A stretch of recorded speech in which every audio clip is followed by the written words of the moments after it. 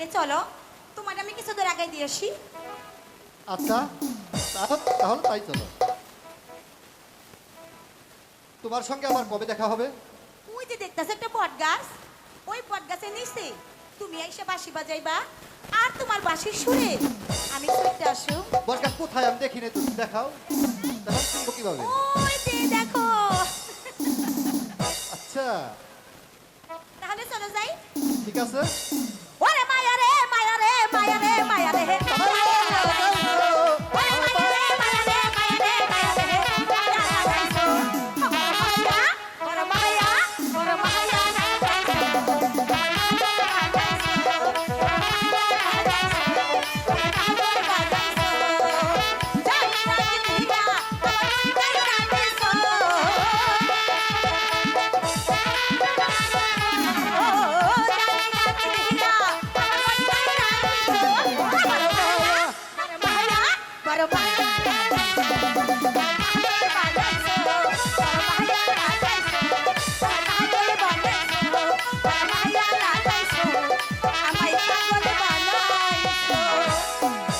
ভাই বক্সের উপরে থেকে সইরে বসেন, পায়া গায়ে রেগেছে তো এর লিগে। ওই পিসি নাম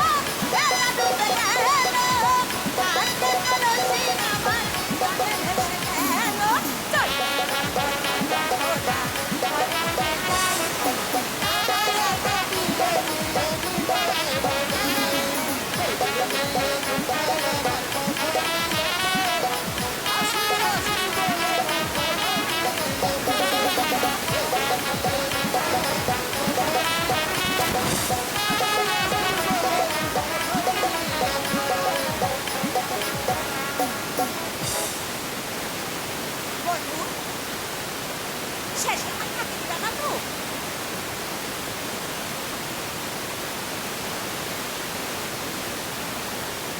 আমার আশা করো না রে।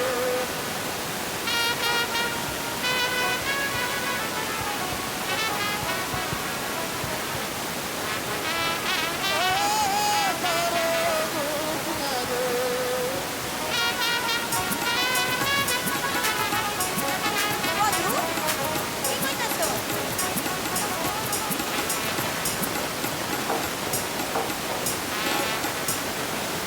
কোনটা তুমি কি কইলা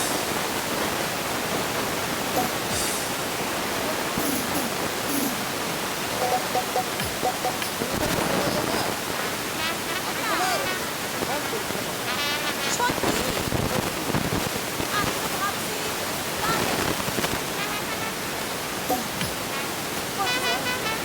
তুমি তাই আমারে কইছিলা আমারে বিয়া করে বলে লইয়া যাইবা কবে কখন বন্ধু আমার সত্যি বিয়া করবা তো ওরে ও বাঁশিওয়ালা তুই আমার গলার মালা তোমায় ছাড়া বাঁচি না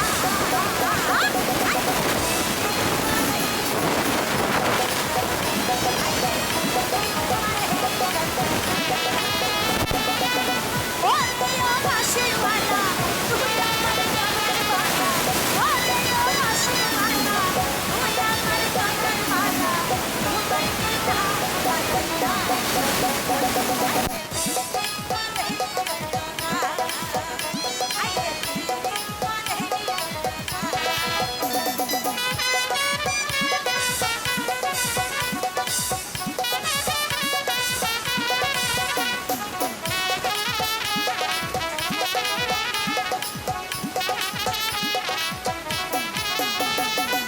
বৈশাখে হলো দেখা তোর সাথে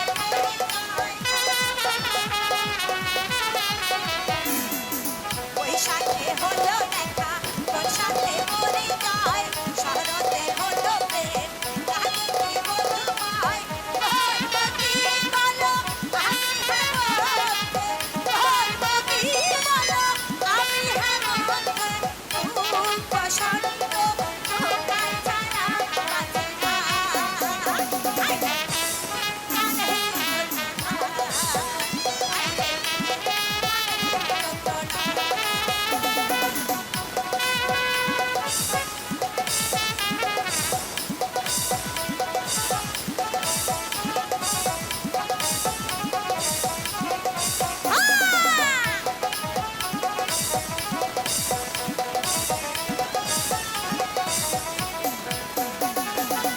দিবসে ছবি আঁকে শরীরে স্বপ্নে দিবসে ছবি আঁকে শরীরে স্বপ্নে মিশে আছো তুমি জীবনে মরণে বলো আমি কি করিলাম বলো আমি কি করিলাম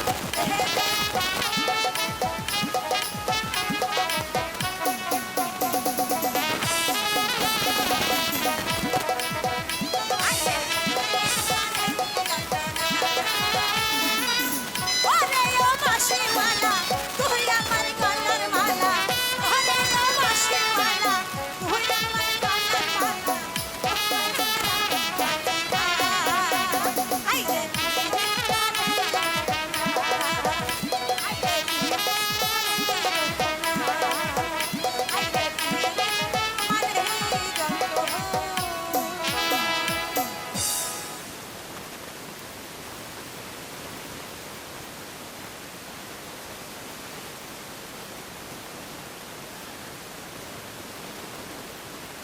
আচ্ছা জোসনা তোহারে গিয়ে তোমাকে বিয়ে করে তার সাথে বিয়ে যাবে সত্যি কইতাছো সত্যি সত্যি সত্যি আচ্ছা ঠিক আছে তাহলে তাই চলো ঠিক আছে এই শোনো। ওরে ও বাঁশিওয়ালা তুই আমার গলার মালা ওরে ও বাঁশিওয়ালা তুই আমার গলার মালা তোমায় বিনা বাঁচি না হাই রে হাই রে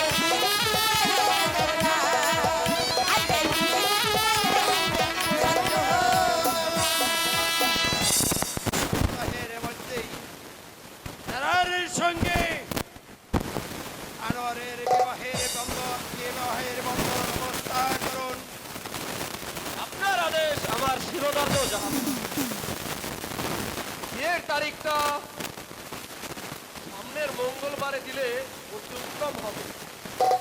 তাই হবে ওজির সাহেব, রাজ্যময় ঘোষণা করে দিন। এবার এই পুত্র আনোয়ার হোসেনের সঙ্গে আপনার মেয়ে তারা বানর বিয়ে আয়োজন করুন কি? যথা আদেশ জাহাপনা, আমি তাই যাচ্ছি। আর সামনের মঙ্গলবারে শুভ কাজটা সমাপ্ত করে, তা না হলে কোন শান্তির কালিমায় এই রাজ্যটাকে চেয়ে ফেলতে পারে। জয় হোক জাফরার, জয় হোক জাফরার, জয় হোক জাফরার, জয় হোক। সালাম জাফরা। এ সংবাদ মোবারক হঠাৎ করে এ সময়ে রাজ দরবারে কি মনে করে এলে? বড় বড় দূর সংবাদ নিয়ে এসেছি জাফরা। দুঃসংবাদ বলো, কি এমন গুরুত্ব পরিমাণ খবর এনেছ? হ্যাঁ জাফরা, বলবো বলেই তো ছুটে এসেছি। আজ আজ আপনার আনোয়ার সামান্য একটি বেদের মেয়ের প্রেমে পড়েছে। কে? আমার ছেলে আনোয়ার সামান্য একটা বেদের মেয়ের প্রেমে পড়েছে? হ্যাঁ জাফরা, সামান্য না, বেদের মেয়ের প্রেমে আমি পড়েছে। বিশ্বাস করি না। তুমি ভুল বলছো। না জাফরা, আবার ভুল হতে পারে না। এই রাজ্যের প্রতিটি প্রজারা আলোচনা করতেছে রাজা সাহেবের ছেলে হয়ে সে কিনা বেদ কন্যার প্রেমে পড়েছে।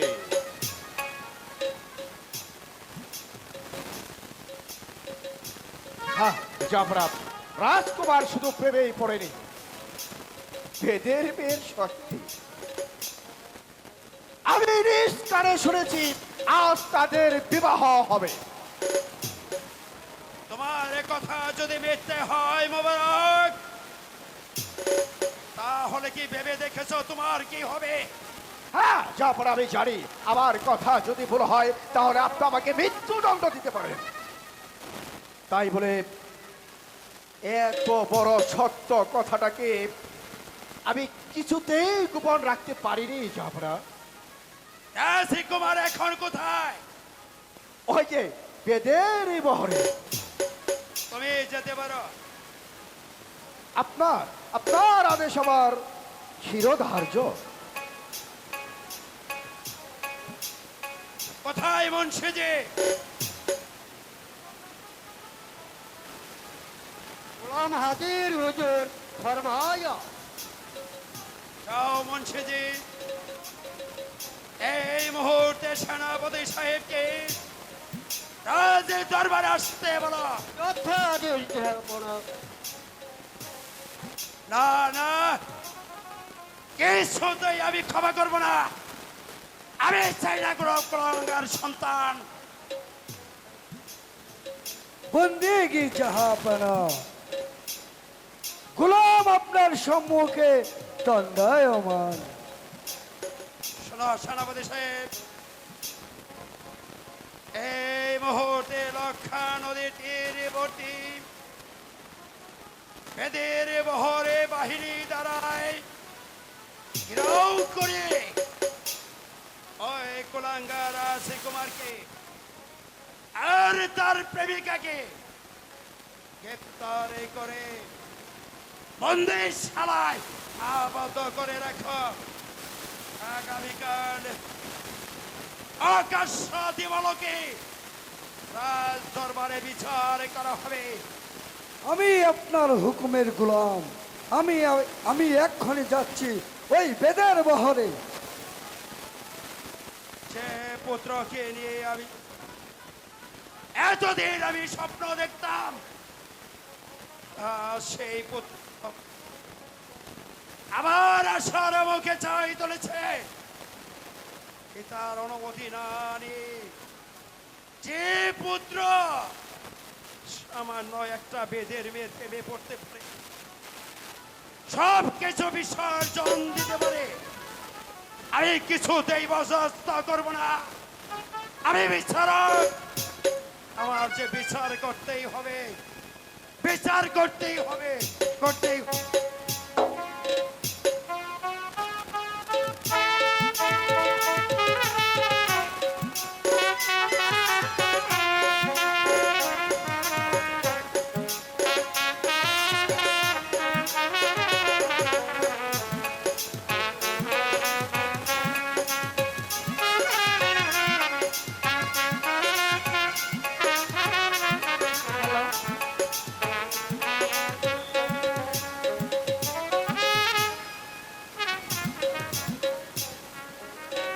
ওই বুইরে নাতিন কো নাতিন দিনে বিনা হাতে করে এত নাচ করে কোন এই ছেড়ে যে দেয় আমার সুন্দর নাতিন আইছে তার থেকে তো বেশি সুন্দর তোমারে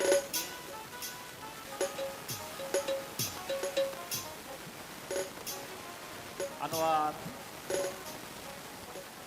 জোসনা তোমাকে অনেক ভালোবাসে। আই এই বিয়েতে আমরা যে অমত দেই না, কিন্তু তোমার পিতা মাতা যদি রাজি না হয় এই বিয়েতে, সেটা আমার ভাগ্যের নিতান্ত পরিহাস দাদা। পিতা মাতা আমাকে যদি না চায়, তাহলে এই রাজ্য ছেড়ে অন্য রাজ্যে চলে যাব, দাঁড়ে দাঁড়ে ভিক্ষে করে খাবো। তবুও জোসনাকে ভুলতে পারবো না দাদা। ভাই আনোয়ার ছেলে মেয়ে নাতি নাতনি আর কেউ নেই কার। এই জোসনা যে আমার একমাত্র ভরসা, আজ তাকে তোমার হাতে তুলে দিচ্ছি ভাই, তুমি তাকে দেখে শুনে রেখো।